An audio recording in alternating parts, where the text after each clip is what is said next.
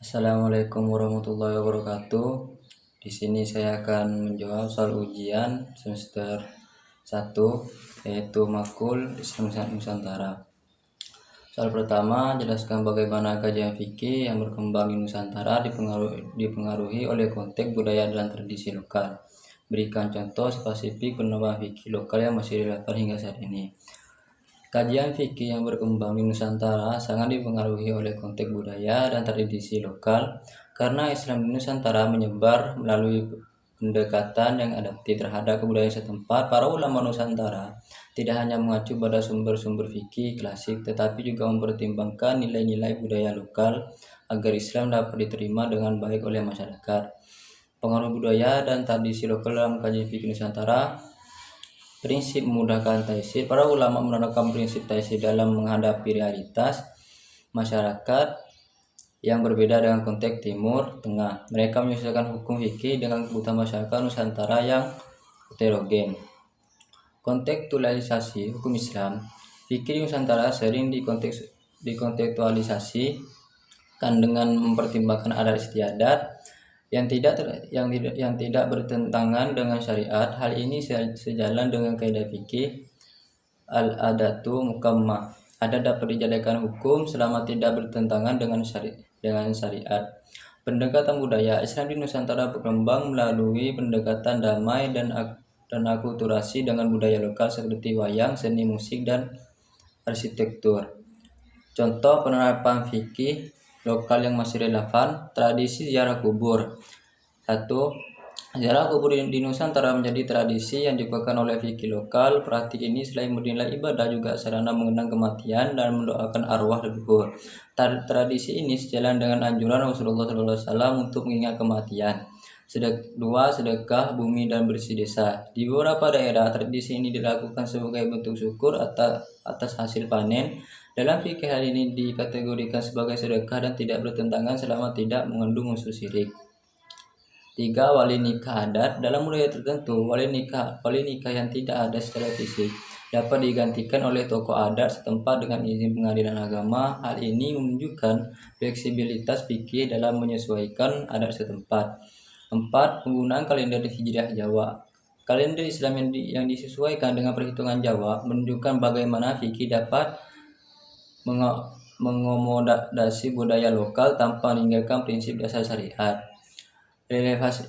Relevansi hingga saat ini, pendekatan adaptif fikih Nusantara ini masih relevan karena mampu menjaga keseimbangan antara ajaran Islam dan budaya lokal. Dengan demikian, Islam di Nusantara tetap inklusif, damai, dan menghormati keanekaragaman budaya. Hal ini menjadi contoh bagaimana Islam dapat hidup berdampingan dengan berbagai tradisi tanpa kehilangan esensi keislamannya. Soal kedua, dalam konteks Islam Nusantara, bagaimana kearifan lokal digunakan untuk menyesuaikan putusan hukum Islam dengan kebutuhan masyarakat? Diskusikan pentingnya pendekatan ini dalam menjaga harmoni sosial. Dalam konteks Islam Nusantara, kearifan lokal berperan penting dalam menyesuaikan keputusan hukum Islam dengan kebutuhan masyarakat. Pendekatan ini memungkinkan Islam diterima secara damai tanpa meninggalkan esensi ajarannya. Kearifan lokal juga membantu menjaga harmoni sosial dengan mengintegrasikan nilai-nilai budaya yang sudah ada ke dalam praktik keagamaan. Penggunaan kearifan lokal dalam keputusan hukum Islam. Memahami adat sebagai bagian dari URF kebiasaan. 1. Dalam hukum Islam, adat atau kebiasaan yang tidak bertentangan dengan syariat dapat dijadikan dasar hukum. Kaidah fikih al-adatu mukammah. Adat dapat menjadi hukum. Sering digunakan oleh ulama Nusantara untuk memberikan solusi yang sesuai dengan kebutuhan masyarakat setempat. 2. Fleksibilitas hukum dalam hal non-fundamental. Hal-hal yang tidak termasuk dalam ranah ibadah, mahdat, ritual murni seringkali disesuaikan dengan konteks lokal. Misalnya, hukum terkait muamalah intersosial seperti pernikahan, warisan, atau transaksi ekonomi. 3. Akulturasi dalam tradisi keagamaan. Tradisi lokal seperti selamatan, maulidan, dan tahlilan adalah contoh bagaimana hukum Islam berakulturasi dengan budaya Nusantara. Meskipun tidak dikenal dalam syariat Islam klasik, tradisi ini diterima karena mengandung nilai-nilai kebaikan seperti sedekah, doa, dan kebersamaan. Contoh praktik nyata Islam kekeluargaan dalam warisan. 1. Dalam beberapa masyarakat adat di Indonesia, pembagian warisan sering disesuaikan dengan sistem kekerabatan lokal. Misalnya dalam masyarakat Minangkabau yang matrilineal, meskipun berbeda dengan fikih klasik, pendekatan ini tetap mempertimbangkan keadilan sesuai konteks. 2. Penyelesaian konflik melalui musyawarah adat. Penyelesaian masalah seperti sengketa tanah atau pernikahan sering dilakukan melalui musyawarah adat. Pendekatan ini menekankan musyawarah syura yang juga menjadi prinsip penting dalam Islam. 3. Tradisi Maulid Nabi. Perayaan Maulid Nabi dengan seni budaya lokal seperti gamelan, tari, atau nyanyian Islam adalah contoh bagaimana kearifan lokal digunakan untuk menyampaikan dakwah secara efektif tanpa menghilangkan nilai-nilai Islam. Pentingnya pendekatan ini untuk harmoni sosial. 1.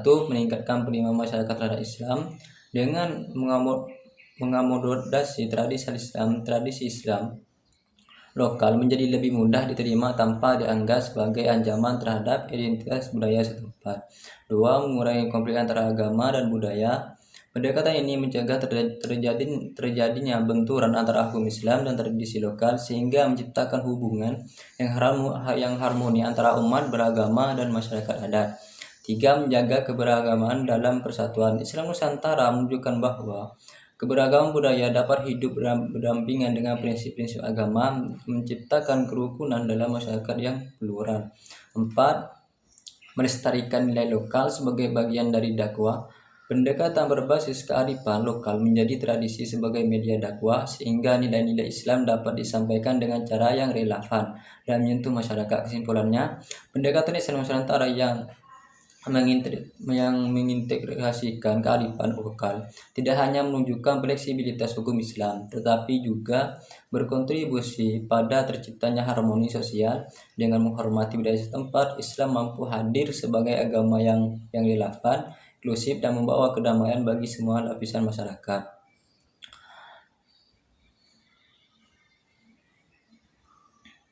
Jawaban soal yang nomor 3. Sebutkan dan jelaskan 3 tantangan utama yang dihadapi Islam Nusantara dalam menghadapi globalisasi dan radikalisme. Bagaimana pendekatan Islam Nusantara mampu menjadi solusi atas tantangan tersebut? Saya akan menjawabnya. Islam Nusantara menghadapi berbagai tantangan dalam era globalisasi dan meningkatkan radikalisme. Tantangan ini mempengaruhi cara Islam dipahami, diamalkan, dan dikontekstualisasikan di tengah masyarakat yang semakin kompleks. Berikut 3 tantangan utama serta bagaimana pendekatan Islam Nusantara dan menjadi solusi. 1. Pengaruh globalisasi terhadap identitas keagamaan. Tantangan globalisasi mempermudah akses informasi, termasuk doktrin-doktrin Islam yang tidak kontekstual dengan budaya lokal. Masuknya pemahaman Islam yang skripturalis dan cenderung mengabaikan kearifan lokal dapat mengerus tradisi Islam Nusantara. Solusi Islam Nusantara memperkuat identitas lokal. Islam Nusantara menekankan pentingnya memelihara tradisi lokal yang sesuai dengan syariat seperti tahlilan, selamatan, dan maulid. Tradisi ini memperkokoh rasa kebersamaan dan identitas budaya yang membedakan Islam Nusantara dan pemahaman lain yang lebih rigid. Dakwah kontekstual. Pendekatan yang menyesuaikan budaya lokal menjadikan Islam Nusantara lebih relevan diterima masyarakat, mencegah mereka mencari pemahaman asing yang tidak cocok dengan konteks Nusantara. 2. Peningkatan radikalisme dan ekstremisme. Tantangan radikalisme memanfaatkan isu-isu agama untuk menyebarkan ideologi kekerasan yang bertentangan dengan nilai-nilai rahmatan lil alamin. Pemahaman Islam yang intoleran dan anti keberagamaan mengancam harmoni sesuai di Nusantara yang plural. Solusi Islam Nusantara mengedepankan Islam yang moderat. Islam Nusantara mempromosikan prinsip wasatiyah, moderasi yang menolak kekerasan dan ekstremisme. Pendekatan ini mendorong toleransi, dialog antara agama dan penghormatan terhadap keberagamaan. Melibatkan kearifan lokal sebagai penangkal radikalisme. Tradisi seperti musyawarah adat dan gotong royong menanamkan nilai kebersamaan yang bertentang dengan radialisme. Pendidikan keislaman yang inklusif, pesantren-pesantren di Nusantara mengajarkan Islam yang santun, damai, dan kontekstual, sehingga menjadi bantu utama melawan pemikiran ekstrim. 3. Yaitu tantangan modernitas dan sekularisasi. Tantangan modernitas mendorong sekularisasi yang memisahkan agama dari kehidupan publik sehingga nilai-nilai Islam kurang relevan dalam kehidupan sehari-hari. Ada anggapan bahwa tradisi Islam Nusantara bersifat kolot dan tidak sesuai dengan zaman. Solusi dalam Islam Nusantara, Islam yang adaptif. Islam Nusantara menampilkan wajah Islam yang mampu berdialog dengan perkembangan zaman tanpa kehilangan esensinya. Misalnya, mengintegrasikan nilai-nilai Islam dengan isu-isu modern seperti lingkungan, teknologi, dan ekonomi. Pemanfaatan media sosial, dakwah Islam Nusantara mulai menggunakan media sosial untuk menjangkau generasi muda dengan pesan-pesan keislaman yang relevan dan kreatif. Revitalisasi tradisi lokal dalam konteks modern. Tradisi seperti sedekah bumi atau selamatan diberi makna baru yang lebih universal, misalnya dalam konteks pelestarian lingkungan dan solidaritas sosial. Kesimpulan, peran Islam Nusantara sebagai sosial, pendekatan Islam Nusantara yang inklusif, moderat, dan berbasis kearifan lokal mampu menjadi efektif atas tantangan globalisasi dan radikalisme. Dengan memelihara tradisi lokal, mempromosikan moderasi, dan beradaptasi dengan perkembangan zaman, Islam Nusantara tidak hanya menjaga harmoni sosial Nusantara, tetapi juga memberikan kontribusi positif pada pemahaman Islam global. Hal ini menjadikan Islam Nusantara sebagai model keberagamaan yang relevan dan membawa rahmat bagi seluruh umat manusia. Soal yang nomor 4, bagaimana Islam Nusantara telah membangun hubungan yang harmonis antara ajaran Islam dan semangat nasionalisme di Indonesia. Berikan contoh nyata peran ulama atau santri dalam memperkuat hubungan tersebut. Islam Nusantara telah berhasil membangun hubungan yang harmonis antara ajaran Islam dan semangat nasionalisme di Indonesia dengan pendekatan inklusif yang mengintegrasikan nilai-nilai Islam dan kecintaan terhadap tanah air. Para ulama dan santri memainkan peran penting dalam perjuangan kemerdekaan, menjaga persatuan bangsa, dan mendorong nilai-nilai Islami yang sejalan dengan semangat nasionalisme. Cara Islam Nusantara mengharmoniskan Islam dan nasionalisme. Konsep hubbul waton minal iman, cinta tanah air sebagai dari iman. Konsep ini menjadi landasan bagi umat Islam di Indonesia untuk mencintai tanah air sebagai bagian dari pengalaman keimanan. Para ulama Nusantara menegaskan bahwa perjuangan membela tanah air merupakan bentuk jihad fisabilillah. Integrasi nilai Islam dalam Pancasila. Islam Nusantara mendukung Pancasila sebagai dasar negara yang mencerminkan nilai-nilai universal Islam seperti keadilan, musyawarah, dan persatuan. Hal ini membangun terciptanya harmoni antara agama dan negara. Pendidikan pesantren yang mendorong patriotisme. Pesantren sebagai lembaga pendidikan Islam Nusantara mengajarkan tidak ada ilmu agama, tetapi juga nilai-nilai kebangsaan seperti toleransi, persatuan, dan tanggung jawab sosial. Contoh nyata peran ulama dan santri dalam memperkuat hubungan Islam dan nasionalisme. Resolusi Jihad oleh Kiai Hasyim Asy'ari.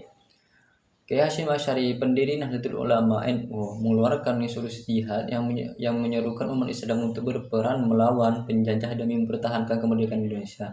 Resolusi ini menjadi pemicu peristiwa heroik di Surabaya pada 10 November 1945 yang kini diperingati sebagai Hari Pahlawan.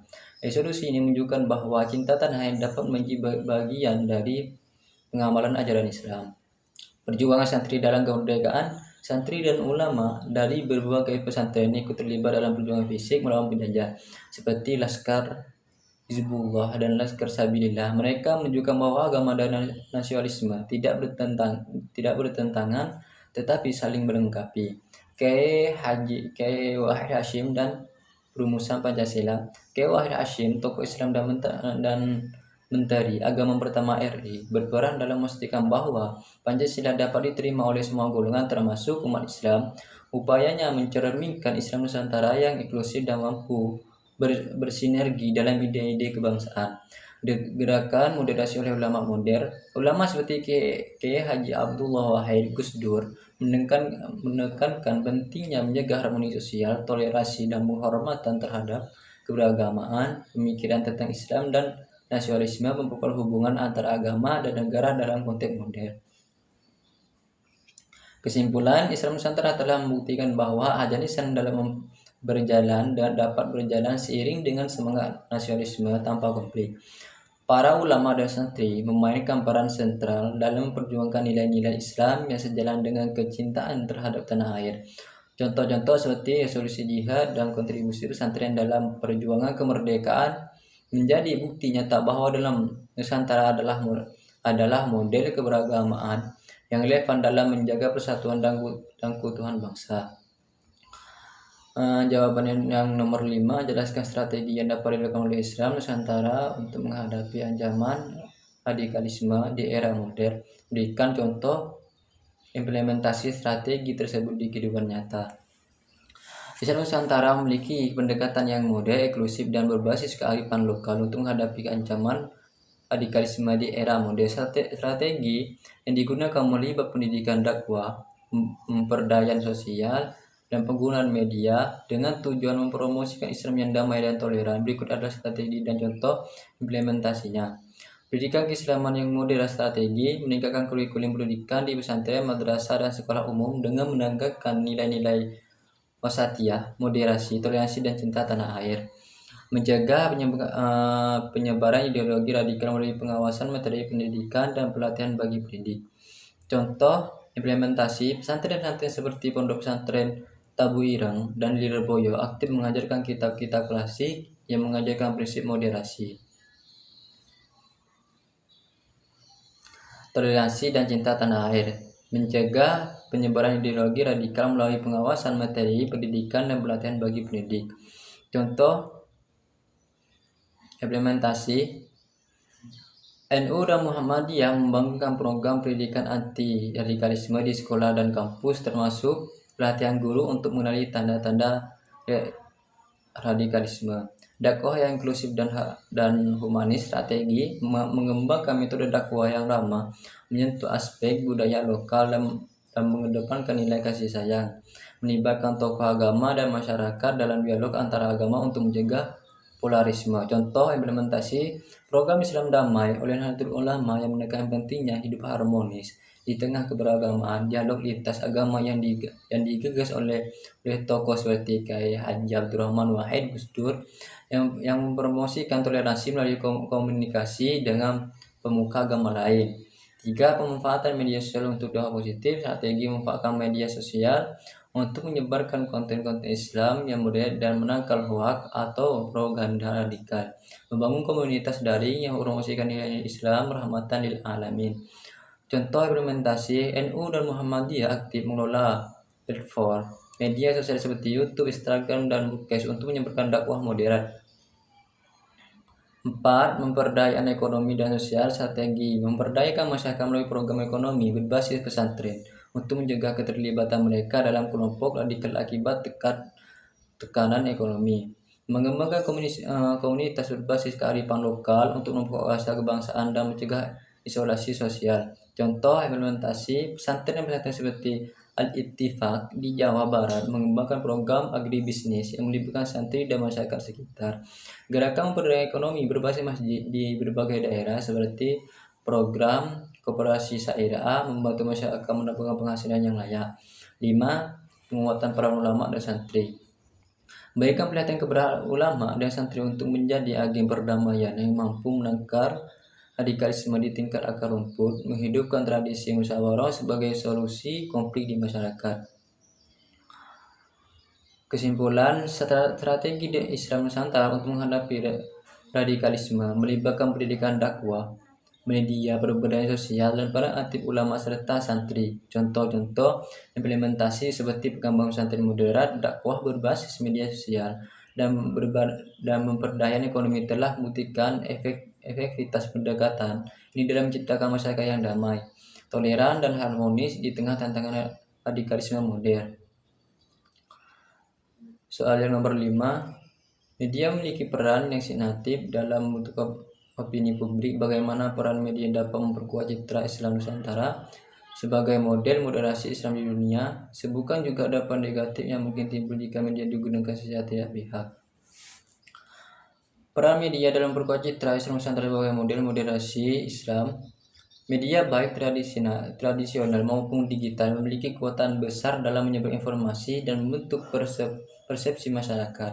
Dalam Islam Nusantara, media dapat berfungsi sebagai alat untuk mempromosikan nilai moderasi Islam Nusantara, melawan narasi radikalisme, meningkatkan diplomasi budaya, membangun jaringan global. Contoh implementasi positif media, YouTube channel online membagikan konten dakwah yang ramah, toleransi, dan sesuai dengan nilai-nilai Islam Nusantara. Portal media Islam moderat, situs web seperti Islam.com menyajikan artikel yang mengedukasi publik tentang Islam moderat dan menangkis hoak keagamaan. Kampanye media sosial, tagar seperti Islam Nusantara atau Rahmatan lil Alamin digunakan untuk mempopulerkan Islam, citra Islam Nusantara sebagai model Islam yang damai. Dampak negatif media jika tidak digunakan secara tidak pihak. 1. Penyebaran hoak dan provokasi, radikalisasi melalui konten online, degradasi nilai budaya lokal, polarisasi umat Islam. Kesimpulan, media adalah pedang bermata dua. Jika digunakan secara bijak, media dapat memperkuat citra Islam Nusantara sebagai model moderasi Islam di dunia dengan menyebarkan nilai-nilai toleransi, harmoni, dan rahmat. Namun jika disalahgunakan, media dapat menjadi alat penyebaran hoak, radikalisme, dan polarisasi yang merusak harmoni sosial. Oleh karena itu, penting untuk memastikan bahwa media digunakan secara bertanggung jawab dengan mengedepankan nilai-nilai keislaman yang damai dan universal.